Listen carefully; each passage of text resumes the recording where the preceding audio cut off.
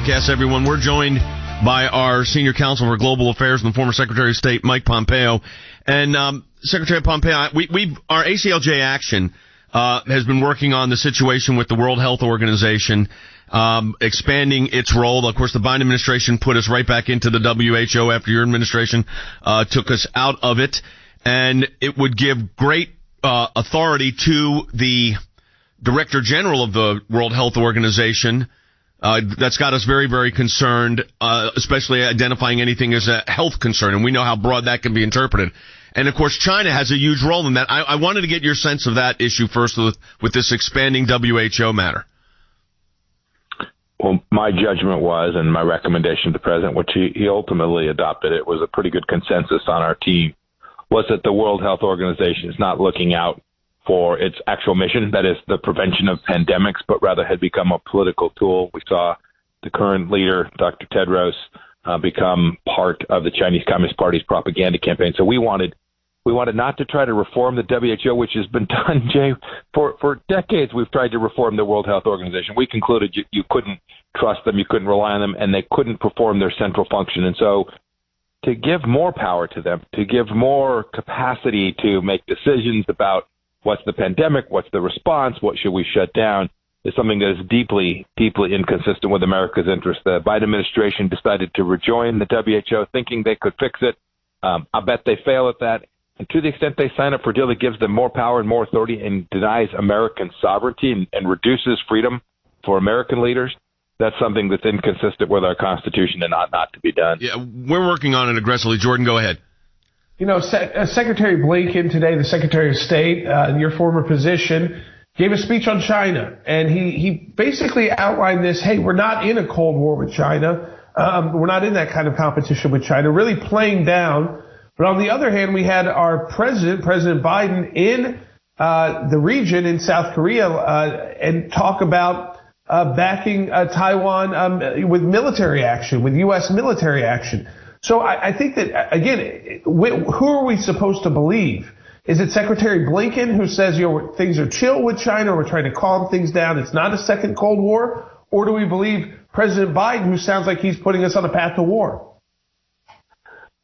Jordan, there's a couple points there. First, if you're confused, Jay, if you're confused, you should know I'm confused.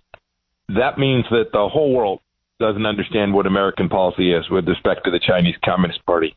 That is bad. That means our friends won't trust us and our adversaries won't fear us when it comes to dealings with China. And this will give Xi Jinping and his autocratic dictatorship the capacity to do an awful lot of harm to the United States. So I'm confused, Jordan. I can't answer your question precisely with who to believe there. But second, I've now had a chance to read most of the statements that Blinken put out this morning. You should contrast it with what his predecessor, me, said at the Nixon Library just a couple years back. I think what the Biden administration misses is they don't reflect, they don't acknowledge the profound negative manifestations of the CCP's malign and evil actions. They misunderstand it. They think we can go along and get along. It sounded like something that Americans would have said in the 70s, 80s, or 90s. This is not your grandpa's Chinese Communist Party. These folks mean business for the United States, and we have to stand up to them. We can't simply talk about out-competing them. We have to make sure that we confront them in the very same way that we did the evil nature of the Soviet Union. I want to take a call, Secretary Pompeo. This is a great call coming in from California from Tim. Tim, go ahead. You're on the air. Thank you for taking my call. Why does the Biden administration want to take the United States and make it look more like China? Because that's what China is doing, the exact same thing that the World Health Organization wants to do to the United States. Well, listen, I am concerned about this.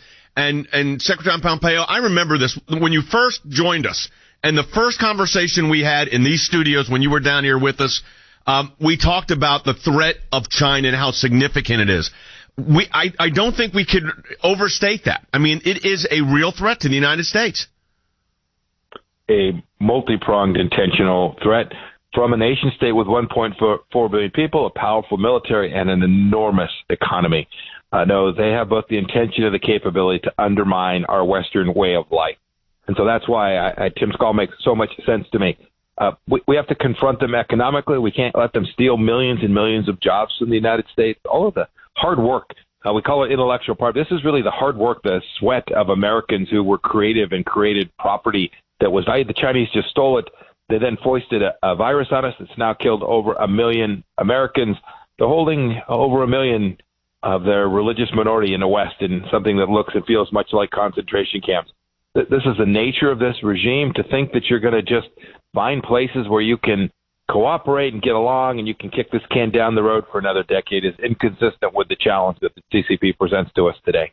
Jordan?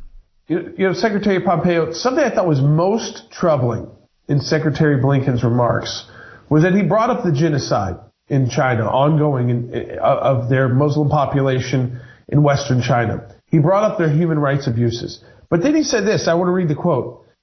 He raises those issues, quote, not to stand against China, but to stand up for peace, security, and dignity. I mean, to me, that is such empty words. When you call out a country, which he initially does, for engaging in a genocide against a particular class of people, and as a human rights abusive country, but then says, I'm not doing this to call out China, I'm doing it for the greater world. I mean, to me, it just shows this two-sided China approach that doesn't make any sense to any American, and, as you said, makes no sense to our allies either.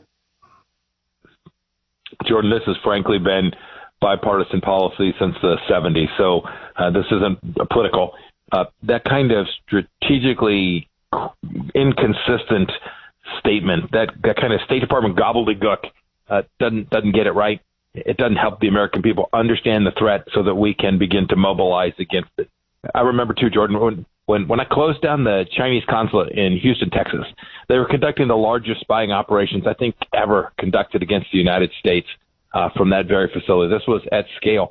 It tells you that this challenge is real. It's upon us. And to make a statement this sort of like you'd hear from the UN Human Rights Commission at the United Nations is not consistent with how America needs to confront China. This is real, Jordan. It impacts ordinary Americans all across the country, from my home state in Kansas to where you all are in Tennessee. This is real and serious. And to sort of flip the storyline says, well, it's bad, but, we're not going to do anything about it. It doesn't help our friends. As we're trying to build out alliances in the region, they're going to say America's not serious, and they're not going to accept any risk if they don't think America will lead and America is serious. That's former Secretary of State Mike Pompeo, our Senior Counsel for Global Affairs. As always, Mike, thanks for being with us. We appreciate it. Look forward to having you on again next week.